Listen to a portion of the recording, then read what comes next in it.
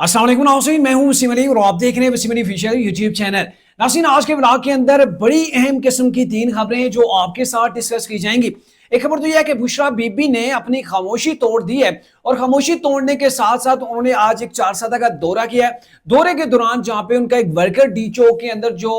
इस एहतजाज के अंदर मारा गया था उसे घर गई, ताजियत की और वहां पे 1 करोड़ रुपए का चेक दिया है। अभी चेक की हैसियत के अंदर उन्होंने दिया है, इसकी भी बात करेंगे। लेकिन जो सबसे अहम चीज है जो उन्होंने आज जुबान खोली है, तो उसके बाद एक नया जो है वो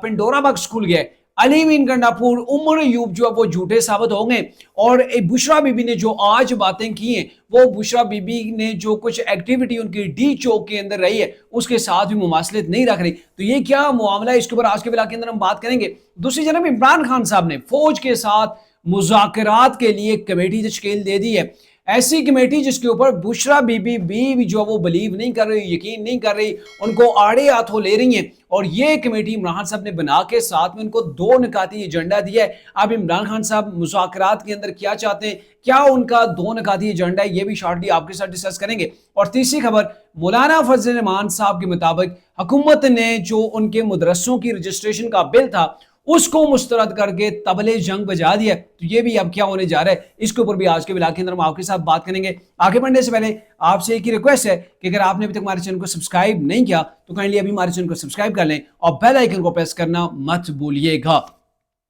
तो नाज़रीन, पहले बात कर लेते हैं जी बुशरा बीबी के हवाले से, फिर आते हैं इमरान खान साहब के मामले के ऊपर भी। लेकिन बुशरा बीबी चूंकि आपको पता है जब से वो डी चौक से वापस आई हैं तो बुशरा बीबी ने कहीं पर कोई बात नहीं की थी, मीडिया के साथ कहीं पर कोई उन्होंने इंटरेक्शन नहीं दिया था। तो अब यह कि आज वो 4 गई हैं और 4 के अंदर उनका एक वर्कर था जो 24 नवंबर के एहतजाज के पेश नजर वहां पे वो हलाक हो गया था, जहां पर नहीं हो सका। तो उसके घर के अंदर गई, वहां पे उन्होंने ताजियत की, ताजियत करके वहां पे 1 करोड़ रुपए का चेक दिया और चेक देने के साथ में वहां पे जो बातें उन्होंने की उन बातों ने एक नया पेंडोरा बॉक्स खोल दिया। पहले तो मैं बात करूंगा चेक की कि बुशरा बीबी, आपको पता है कि इमरान साहब भी कहते हैं, सारे कहते हैं, वो इवन खुद भी कहती है कि वो सियासी खातून नहीं है। अब बुशरा बीबी एक सियासी खातून नहीं है तो आप अंदाजा लगा लें, अभी तक अली मीन गुंडापुर जो कि तहरीक इंसाफ के और केपीके के सीएम है, उन्होंने किसी वर्कर के घर का दौरा नहीं किया है जो कि इस एहतजाज के अंदर मारा गया हो, हलाक हो गया हो, तो वो भी नहीं गए। उमर अयूब साहब वो भी नहीं गए, बैरिस्टर गोली खान जो पार्टी के चेयरमैन है वो नहीं गए, सलमान अकरम राजा साहब हैं वो भी किसी घर के अंदर नहीं गई हैं इसलिए तहसीत करने। तो अब यह कि बुशरा बीबी ने सबको क्रॉस करके एक स्टेप आगे बढ़ा दिया ताकि अलीमा खान साहिबा ने भी किसी के घर जाके ताजियत नहीं किया। तो अब बुशरा बीबी ने एक तरह से वो ऐलान कर दिया कि अब मेरी सियासत की एंट्री जो है वो सियासत के अंदर अब जो है वो हो गई है। अब वहां पे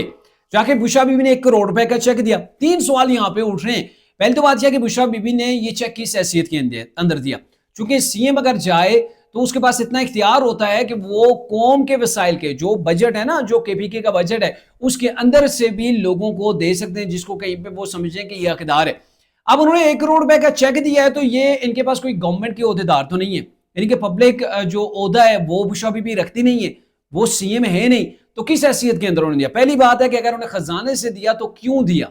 क्योंकि वो सीएम तो नहीं है, ना ही कोई पब्लिक का ऑफिस होल्डर है। दूसरी जनाब वो पार्टी के अंदर भी उनके पास कोई होता नहीं है कि वो ये कहें कि ये पार्टी का चेक था, पार्टी की जो फंडिंग है उसके अंदर से जो वो इनको दिया गया। तो पार्टी के अंदर बुशरा बीबी की हैसियत किसी मेंबरान के तौर पर नहीं आती है,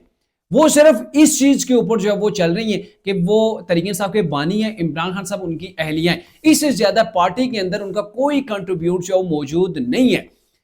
जब ये 2 चीजें हो गई कि ये पार्टी का भी चेक नहीं दे सकती क्योंकि इनके पास कोई होता नहीं है पार्टी के अंदर भी, तीसरी चीज आ जाती है कि जाती हैसियत के अंदर। और लग नहीं रहा कि तहरीक इंसाफ के अंदर रह के बुशरा बीबी जो है वो जाती हैसियत के अंदर 1 करोड़ रुपए का जो वो चेक दें, क्योंकि इमरान खान साहब जेल के अंदर हैं, वकला को पैसे देने के लिए कई बार सोशल मीडिया के ऊपर ओवरसीज पाकिस्तानियों से मांगे जाते रहे कि आप पैसे दें, इमरान खान साहब जेल के अंदर हैं, उनके वकला का जो खर्चा है वो हमने जो है वो ऐसे पूरा करना है। आपकी कौम का हीरो, कौम को आजादी दिलाने वाला हकीकी आजादी का अलमदार जो है वो जेल के अंदर बंद है, आप उसके लिए चंदा दें। यानी कि उस वक्त ना तो बनी गाला का घर भेजा गया, ना जमान पार का घर भेजा गया, नहीं इमरान खान साहब के कोई दीगर एसेट, गाड़ी वगैरह कोई चीज जो वो बेची नहीं गई कि इमरान खान साहब के लिए जो वकला की खिदमात को हासिल किया जा सके, वो भी इवन के मुफ्त के अंदर की गई। तो लग नहीं रहा कि बुशरा बीबी ने जो वो जाती हैसियत के अंदर 1 करोड़ रुपए का चेक दिया हो।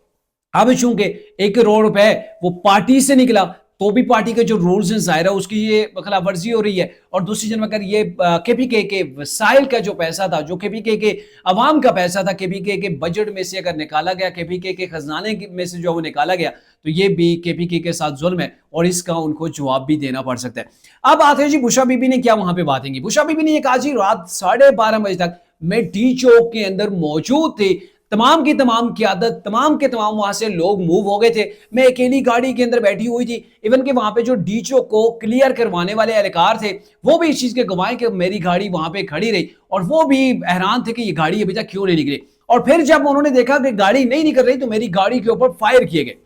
پہلی بات تو یہ ڈی چوک سیل تھا. ڈی چوک کی جو سڑکیں آ رہی تھی ان کے اوپر کنٹینر کھڑے تھے. ڈی چوک کے اندر طریقے صاحب کے جو ورکرز پہنچے تھے وہ ان تمام رکاوٹوں کو عبور انہوں نے کنٹینرز کے اوپر چڑھ کے دوسری جانب جو وہ جا کے چھلانگے لگا کے وہ نیچے اترے تھے. تو ایسے انہوں نے ڈی چوک کے اندر جو وہ اپنے قدم رکھے تھے. اب بشرا بی بی گاڑی سمیت ڈی چوک کے اندر کیسے پہنچ گئی؟ پہلی بات یہ ہے. دوسری بات یہ ہے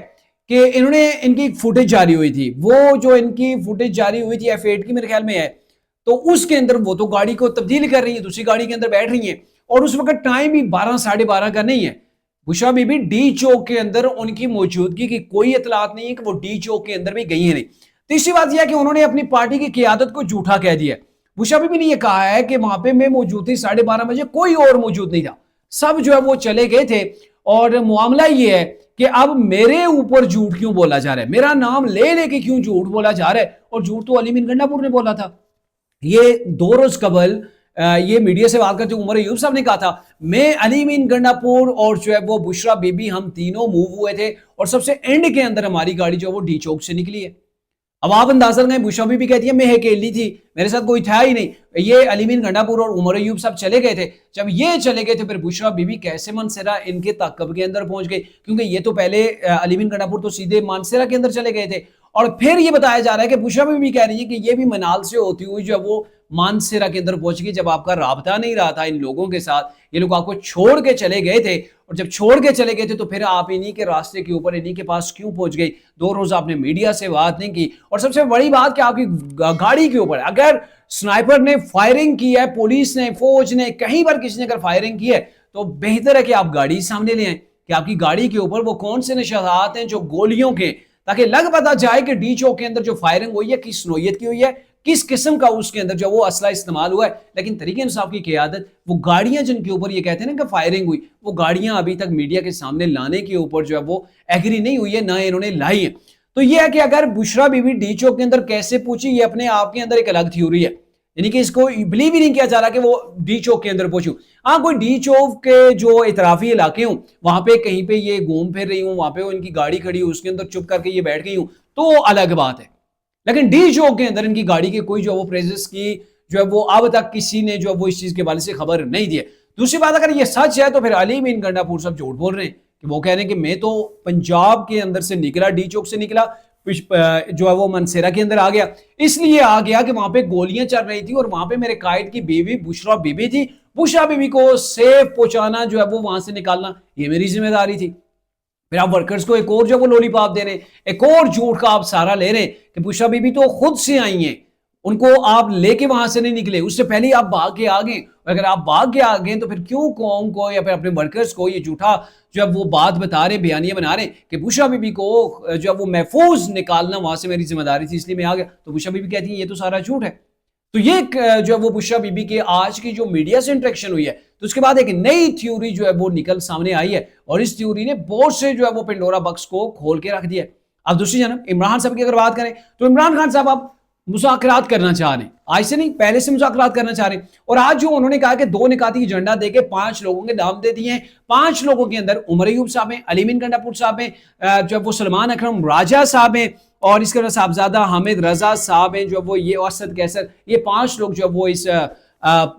شامل ہوں گے اس مذاکراتی گروپ کے اندر جن کو گو ہیڈ عمران خان صاحب نے دے دیا. اور عمران خان صاحب نے ساتھ میں 2 نکاتی ایجنڈا بیان کیا ہے. ایک تو یہ ہے کہ 9 مئی کا جو واقعہ ہوا ہے اس کے اوپر جوڈیشل کمیشن بنایا جائے، جوڈیشل کمیشن اس کی تحقیقات کرے اور پھر جو ذمہ داران نے ان کو سزا دے. دوسرا جو ان کا مطالبہ ہے وہ یہ ہے کہ جتنے بھی اسیران ہیں جن کے انڈر ٹرائل ہیں، جن کے بھی ٹرائل چل رہے ہیں تو ان کو ریلیز کیا جائے، ان کو رہا کیا جائے جب تک کہ ان کے اوپر جرم ثابت نہیں ہوتا.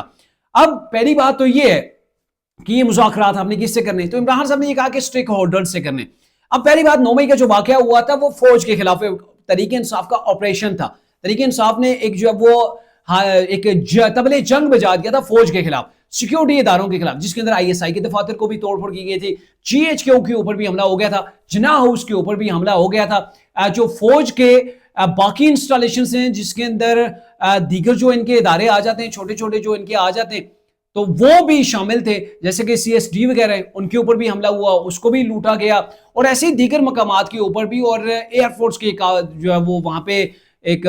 سینٹر تھا اس کے اوپر بھی انہوں نے حملہ کیا تھا۔ تو یہ جو حملہ کیا تھا ان کے خلاف کیا تھا، اور دوسری بات یہ ہے کہ تحریک انصاف کے جو انڈر ٹرائل لوگ ہیں وہ بھی فوج کے پاس ہیں، فوج ان کو اپنے پاس رکھا ہوا ہے، وہ ان کا ٹرائل کر رہے ہیں، وہ ان کے پاس ہیں۔ تو اٹس مین کہ اسٹیک ہولڈر سے مراد وہ ہے کہ جو ڈنڈے والی سرکار ہے، پونٹ والی سرکار ہے، ان کے اپنے فوج سے مذاکرات کرنے، کیونکہ آپ نے یہ سارا کچھ فوج کے اگینسٹ کیا تھا، اور یہ لوگ بھی فوج کے پاس ہیں جو گرفتار ہیں۔ تو اب فوج سے مذاکرات کے لیے تحریک انصاف نے یہ جو وہ عمران صاحب نے 2 نکاتی ایجنڈا پیش کیا ہے، 5 لوگوں کی ٹیم تشکیل دے دی ہے۔ اب دیکھنا یہ ہے کہ اس کے اوپر فوج بات کرے گی یا نہیں، کیونکہ فوج نے بڑے واضح انداز کے اندر انکار کیا ہوا ہے کہ ہم کسی طرح کے سیاسی لوگوں سے کوئی بات نہیں کریں گے، یہ ہمارا مینڈیٹ نہیں ہے۔ اگر آپ نے مذاکرات کرنے تو گورنمنٹ موجود ہے، گورنمنٹ کے ساتھ آپ رابطہ کریں۔ اب کیا گورنمنٹ سے رابطہ ہوگا، گورنمنٹ جا کے آگے رابطہ کرے گی یا کیا ہوگا، یہ آنے والے دنوں کے اندر پتہ چل جائے گا۔ لیکن تحریک انصاف کی جو رویش ہے، اب ساتھ میں عمران صاحب وہ وگرنا والا بھی جملہ بول دیتے ہیں، اگر یہ مذاکرات آپ نہیں مانتے، یہ 2 نکاتی ایجنڈے کو تسلیم نہیں کیا جاتا تو پھر ہم دوبارہ سے آ جائیں گے، یہ کریں گے وہ کریں گے۔ لیکن عمران خان صاحب کلی طور پر تیار ہیں، وہ چاہ رہے ہیں کوئی نہ کوئی ایسا موقع ہاتھ میں آ جائے کہ ایک بار میرے مذاکرات جو ہے وہ شروع ہو جائیں، کہیں نہ کہیں مجھے ریلیف مل جائے۔ اب آتے ہیں تیسرا اور سب سے اہم موضوع، وہ یہ ہے کہ آپ کو پتا ہے کہ حکومت نے پچھلے دنوں بڑی آئین سازی کی ہے، آئینی ترامیم کی ہے، قانون سازی کی ہے، جس کے اندر مولانا فضل الرحمان صاحب کی ان کو ضرورت پڑی ہے۔ تو اب یہ ہے کہ مولانا فضل الرحمان صاحب نے ایک بل جو ہے وہ پیش کیا ہے، اور بل جو ہے وہ صدر پاکستان نے اعتراضات لگا کے واپس بھیج دیا، اور وہ ہے مدرسے جتنے بھی ہیں ان کی رجسٹریشن کا معاملہ ہے۔ تو صدر صاحب نے جب واپس کیا تو مولانا فضل الرحمان صاحب غصہ کھا گئے، انہوں نے یہ کہا کہ یہ کیا ہو رہا ہے، اور کہنے والے یہ کہہ رہے ہیں کہ انہوں نے گورنمنٹ کو کہہ دیا کہ اب جو ہے یہ آپ نے ہمارے بل کو مسترد کر دیا، واپس بھیج دیا ہے، اور آج حمید اللہ صاحب کو میں سن رہا تھا، انہوں نے یہ کہہ دیا ہے کہ آپ جو ہے وہ گورنمنٹ نے یہ بل مسترد کر کے طبلِ جنگ بجا دیا ہے۔ تو مولانا فضل الرحمان صاحب نے یہ کہہ دیا ہے، کہیں پر یہ سننے کے اندر آیا ہے کہ مولانا فضل الرحمان صاحب نے کہا کہ اب آگے آپ چل کے نہ ترمیم کرنا، آپ قانون سازی کرنا، سب سے پہلے ہمارا بل پاس ہوگا تب جا کے آگے کام ہوں گے، وگرنہ نہیں۔ یعنی کہ مولانا فضل الرحمان صاحب بھی اپنی جگہ اڑ گئے، اور گزشتہ روز بلاول بھٹو نے بھی ان سے ملاقات کی تھی، اور آج پرائم منسٹر شہباز شریف مولانا فضل الرحمان صاحب کے درمیان ٹیلی فون ایک رابطہ ہوا ہے، اس رابطے کے اندر بھی مولانا فضل الرحمان صاحب کو کہا گیا کہ یقین دہانی کرائی گئی ہے کہ ہم آپ کے معاملے کو دیکھ رہے ہیں اور آپ کے معاملے کو سیٹل ڈاؤن جو ہے وہ کر دیا جائے گا۔ مولانا فضل الرحمان صاحب نے کہا ہے کہ یہ معاملہ اتنا پیچیدہ نہیں تھا، سمپل سی چیز تھی، سب متفق تھے، گورنمنٹ کیوں اس کو جو وہ اتنا بڑا ایشو بنا رہی ہے، کیوں اس کو متنازع بنایا جا رہا ہے۔ اور مولانا فضل الرحمان صاحب نے کہا جی ہم پیچھے ہٹنے والے نہیں ہیں۔ تو کہنے کا مطلب یہ ہے کہ اب گورنمنٹ اور مولانا کے جو ہے وہ آمنے سامنے آ گئے، اور مجھے لگ رہا ہے کہ گورنمنٹ بیچ کا کوئی راستہ لے لے گی اور مولانا فضل الرحمان صاحب کو ناراض کرنے سے گریز کرے گی، کیونکہ یہ وہ ٹائم ہے کہ اگر مولانا یہاں سے ناراض ہوتے ہیں تو تحریک انصاف کے ساتھ جا کے بیٹھ جائیں گے، اور تحریک انصاف کے ساتھ بیٹھا ہوا مولانا شاید گورنمنٹ کو برداشت نہ ہو، یا پھر گورنمنٹ جو ہے یہ نہ چاہے گی کہ مولانا فضل الرحمان صاحب تحریک انصاف کے ساتھ مل کے اب گورنمنٹ کے خلاف کوئی تحریک جو ہے وہ چلائیں۔